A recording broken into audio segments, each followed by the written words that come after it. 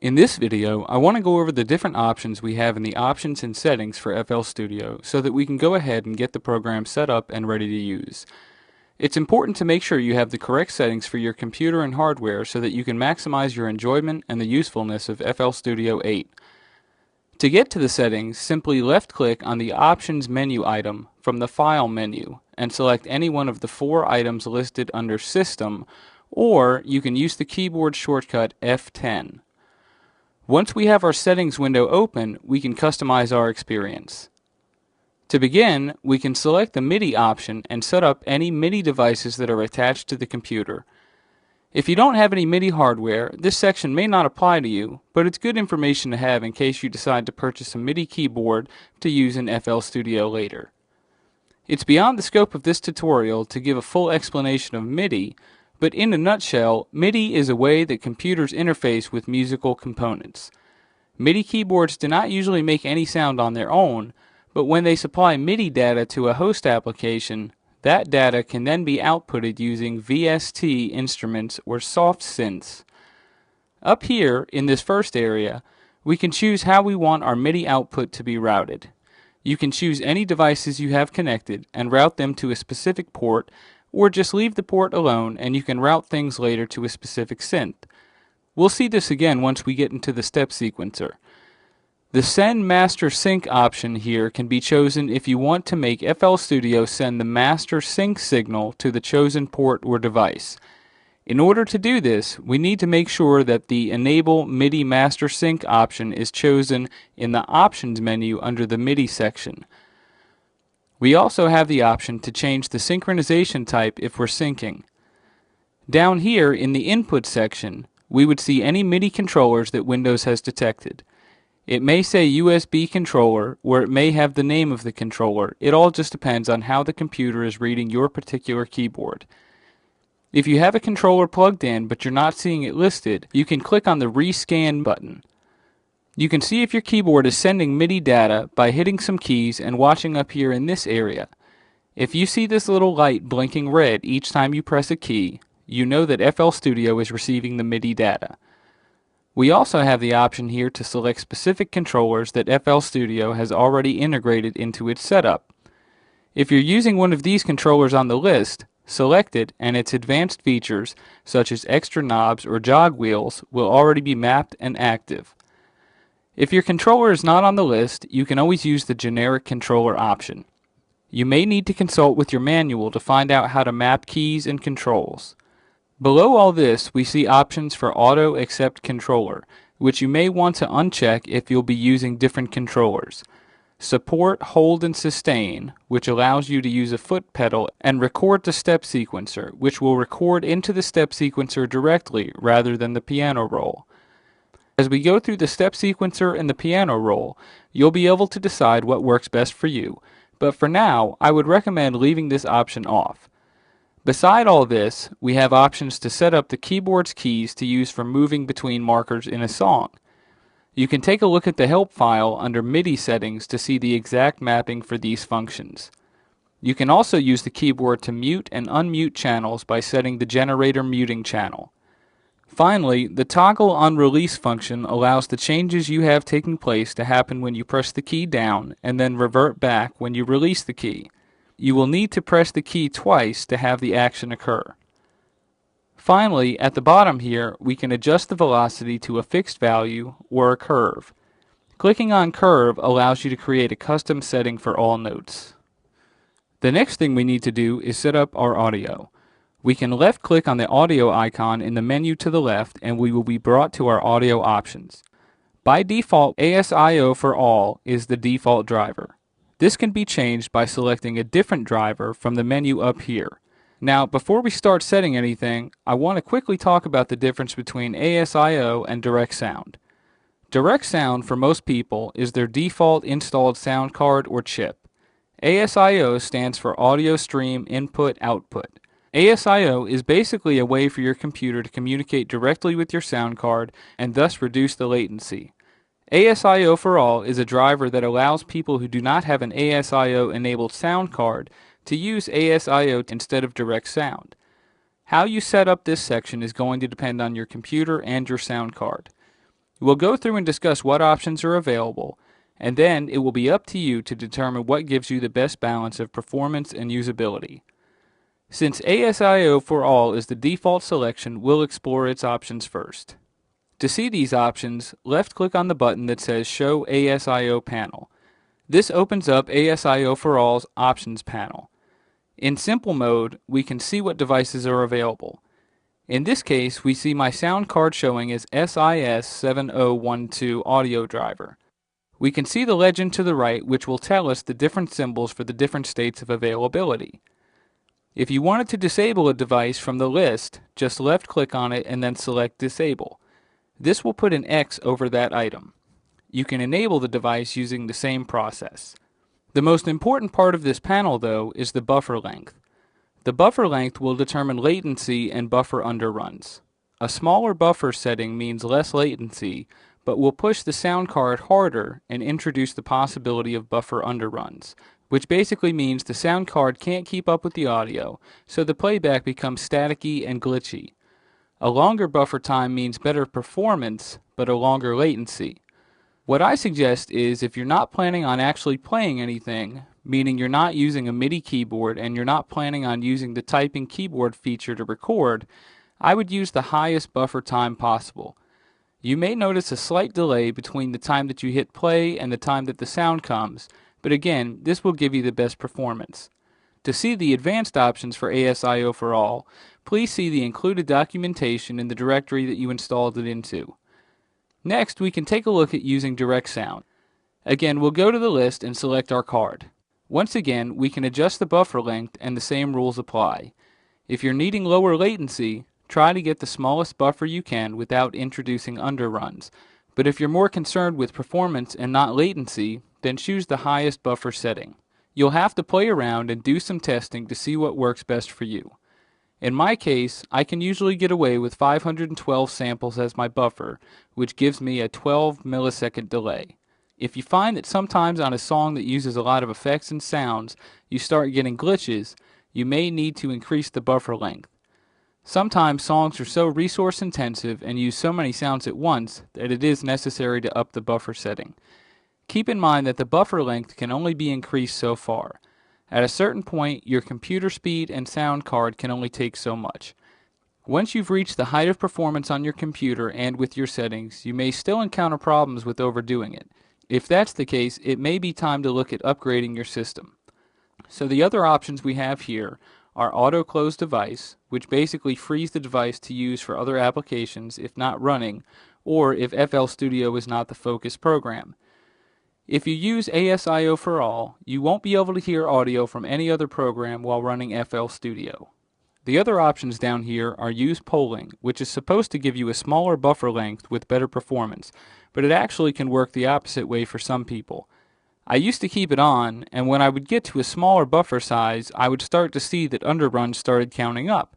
One day, I decided to turn it off, and sure enough, I was able to get a much lower buffer setting with it off than with it on, so you might need to experiment and see what works best for you. We also see an option for Use Hardware Buffer. Again, this is something I leave off as my sound card technically doesn't have a buffer. If you have an advanced sound card that has a hardware buffer, you may try this setting, but again, if you don't have a hardware buffer and you leave this setting on, you may see buffer underruns. Finally, we have Use 32-bit Buffer. This uses a 32-bit floating point buffer in Windows XP or higher. Again, I leave it off simply because I don't have any need for it. If you have a computer and a sound card that can handle it, feel free to use it as it will deliver a better quality sound. But my concern when using FL Studio is to be able to get the best possible performance and tack on as much as possible with no problems, and I select the highest quality settings when I actually render my track. So that way I still get the best possible quality I can and continue to work and create without limitations. I would also keep priority set to highest. This means that FL Studio gets top priority when running programs and that it will get CPU before any others. This also means that the audio engine gets top priority as well. You can choose to turn off the Safe Overload setting if you feel confident about your graphics card. Safe Overloads basically means that the GUI, or the graphical user interface, will not freeze up if there is an overload. Turning it off means that more CPU is given to the audio and not the GUI. So again, if you have a graphics card that you feel confident about, try turning the Safe Overloads button off. Over here in the mixer section, we've got different sample rates to choose from, as well as different interpolation methods for samples. Again, I would leave the interpolation on the lowest live setting, for instance linear, so that you can work without problems. Then, when you do your final render, you bump the settings up. We'll discuss more about exporting later. You can choose a higher interpolation method, but with each step higher, performance is going to suffer. As far as the sample rate, I would leave it at 44/100, which is standard definition. If you change the sample rate, you may receive a message stating that your sound card cannot support a higher sample rate. If you have external hardware or are using a sound card that can support it, feel free to change this option. The Reset Plugins on Transport option will reset all plugins. This is to clear out any potential audio hiccups that might occur if a synth is in the middle of an arpeggio sequence or maybe a delay. Enabling this option may cause you to have an added delay with some plugins each time you stop and start, so you may want to try keeping it off and see if it helps. You can choose the mixer as playback position if you're having problems with indicators. If you aren't having any problems, I would leave this option off. Finally, you can set a particular mixer track to use when you preview samples and for the metronome. By default, this is the master track, but this would be helpful if you wanted to try sounds out with a particular effect or EQ setting until you found what works best. We'll cover the previewing and browser later. In the next item, under the General category, we have our different options for how the program works. You would probably want to keep FLP files associated with the program. Show channel activity meters is a good thing to keep on, as it allows you to see what's playing at what time. We'll take a look at these in the step sequencer video. Name channel will use the sample name as the channel name when you insert a sample. Auto zip empty channels will zip any channel that is left empty when changing patterns. Auto select linked module will automatically select the particular mixer track that is associated with the channel when you select that channel. So if I have a snare drum that is assigned to mixer channel 6 and I click on the snare sample channel, mixer channel 6 will automatically be selected. Use both buttons in the step sequencer allows us to add notes with the left click and delete with the right click. This is entirely up to user preference. Use tablet PC or stylus only applies if you're using a tablet PC. The alternate meter scale changes all meters from 3 decibels to 1.2 decibels peak. Ultra smooth visual feedback and smooth scrolling are simply visual effects that will make transitions smoother. Multi-threaded support is for computers that have more than one core or CPU. This doesn't work on all generators or effects plugins, but may boost your performance. Under the Advanced tab, the Don't Limit Windows to Screen is great if you have multiple screen support. You can drag the different windows around to create space. Fast Sample Preview means FL Studio will basically stream the sample instead of loading it into memory in order to preview. This can be problematic when previewing large samples. Auto Keep Long Audio on Disk will stream large samples from the disk rather than load them into memory. This again can cause problems if you're going to have a lot going on or if you're streaming multiple samples. I would keep this option off unless you don't have much memory. We also have the option to include the old included effects from earlier versions. These are pre-computed and can be found in the Sample Properties window in the channel settings. Below all of this, we have our undo levels. The higher this number, the more performance is going to suffer, but keep in mind, if you set the number low and you get into a bind, you may not be able to undo. By default, the undo function does not read knob tweaks. You can check the switch that says undo knob tweaks, but again, the more the program has to remember, the more performance will suffer. Then, at the bottom here, we have the skin chooser. While FL Studio is not meant to be skinnable, you can alter the artwork files included with the program. I actually discussed this more in depth in a previous tutorial series entitled FL Studio Tips and Tricks with Andrew Rusnak, which is available through grooveboxmusic.com and major music retailers. But the skin chooser allows you to view some altered artwork files included with FL Studio, such as alternate knobs or a different set of step buttons in the step sequencer. This, again, is down to user preference and can be changed back by choosing the default setting. Lastly, we have our file settings. In the first section, you can set extra directories for the program to search and catalog. You can add up to 10 directories. Once added, these directories will be shown and searchable in the file browser, which we'll take a look at in a bit. Below this, we have a place where we can specify an extra VST plugin directory. Plugins in the folder you select will be found the next time you do a folder scan, which again we'll discuss later.